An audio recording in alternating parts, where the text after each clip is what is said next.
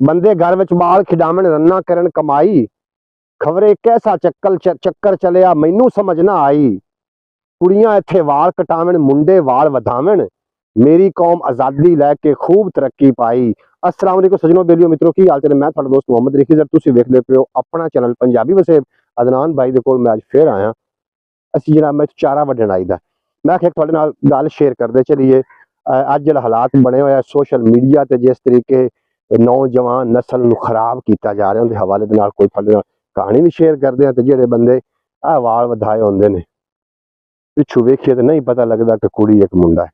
अदनान की हाल चाल है तेरे? कल दा व्लॉग अपना बड़ा गया लोग बड़ा पसंद किया उस व्लॉग नूं तेनू खबारे पता लग तू ते वेख नहीं होना नहीं हां जी मैं नहीं वेख्या जी यार ते मूड बनावन दा की फायदा जदों आप ही नहीं वेखना। अच्छा ओ गल इंज होई कि ना एक बंदा दाढ़ी वाला तेरी एडी डोंदी दाढ़ी थे उस निक्का बच्चा च आया ते आ गया हमाम ते जी ओ दाढ़ी उस कैंचियां चाहिए ने नाई ने कैंचियां उस तरह तो बाल रोने लग गया जी ओ जनाब कोल गवाड़ एक बैठा क्लीन शेप वाल उस वधाए हुए वो भी शेप करा के बैठा उस आके बाबा जी ये थोड़ी दाढ़ी तो डर रहा है मैनू पकड़ा दो बच्चा भाई उस याब पकड़े तो चुप कर गया पिछे बड़ा ना शोखा हो कि बाबे आखन लगा बाबा तेन आख्या नहीं तेरी दाढ़ी तो डरिया खलोता देख रामदिया सारी चुप कर गया बाबा दाढ़ी थप थप दीवार वाल पूज के पुत्र एक मां समझी बैठा मां समझी बैठा तेन मां समझी बैठा ए हालात है नाजरीन ना पता लगता है कान डल्लू कछूर जा रहा है ना पता लगता है कि लड़की जा रही है इस तरीके सोशल मीडिया ते भी पता नहीं चलता सोशल मीडिया ते रंगीनियां विखाइयां जांदियां ते पता नहीं चल रहा कि अगला बंदा कोई स्कैमर है स्कैम कर रहा है थोड़े नाल या कि ओरिजिनल है। कोई अदनान ना गल करने जी कोई इन्नू पता होवे भी की हो रहा दुनिया अदनान भाई जी कोई ऐसा वाकया आवाम ना शेयर कर कि सोशल मीडिया ते किवें स्कैम हो रहे हैं? स्कैम इस तरह ही है जी फ्रॉड हो रहा है कि दिखाया कुछ और जाता है जी जी ते अगों होंदा कुछ और है होंदा कुछ और है। मैं गल जी मैं कह देना कि मैं बिजनेसमैन हाँ जी अच्छा भावें जी अगर भावें मेरा पकौड़े का बिजनेस होवे जी क्या बात है इस तरह जी मैं कह देना पहले सोशल मीडिया कह देंगे कारां विखा देना जी कोठियां विखा देना जी ते अपने जाल किसी ने फसा लेना ते बाद चो जी आखा जी मेरा तो आ सारा कुछ जो अगला फस जावे जी जी जी तो उसने कह देना कि मेरे को मियां जी आ कुछ ही है ना अगला अगा जोगा ते ना पिछा जोगा। अदनान भाई दी गल तुसी फॉलो करया गल मजाक वाली नहीं है अगे अगे सोशल मीडिया नहीं है रिश्ते अगे भी लोग करदे हैं उहदे विच स्कैम हो जांदा सामने आमने बह के एक माई रिश्ता लेवन गई ना दूई पूछा भी तेरा पुत्र करदा की है उस आखे जी लक्कड़ दा काम करदा उस आखे जी डंग करो तो बाद में पता लग गया तो लक्कड़ दा काम करदा शहर मिसवाक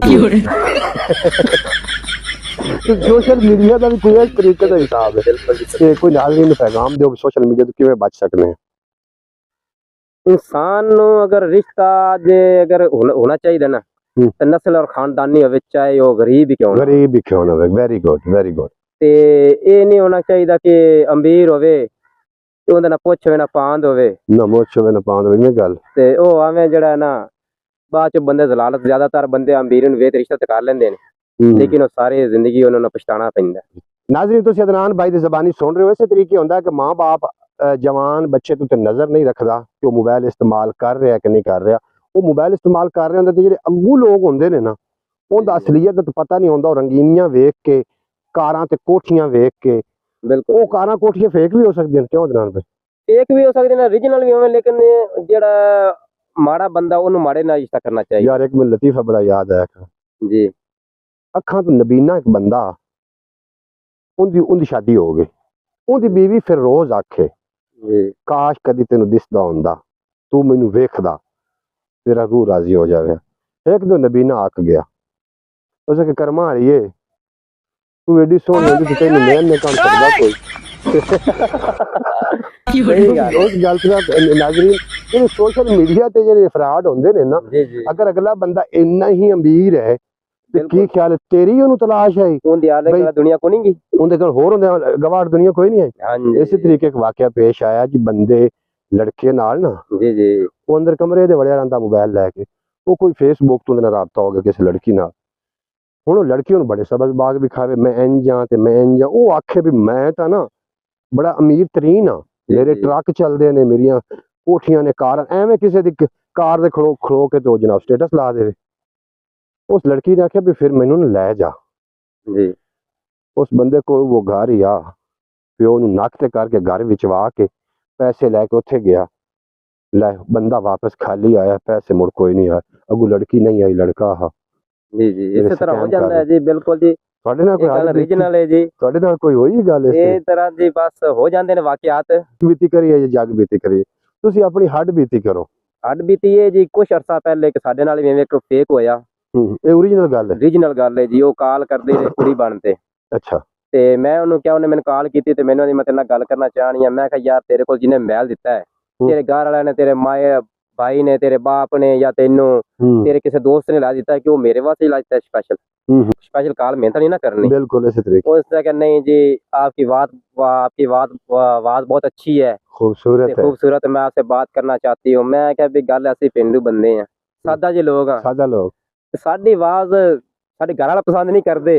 सही गल है, तेनू कितों पसंद आ गई?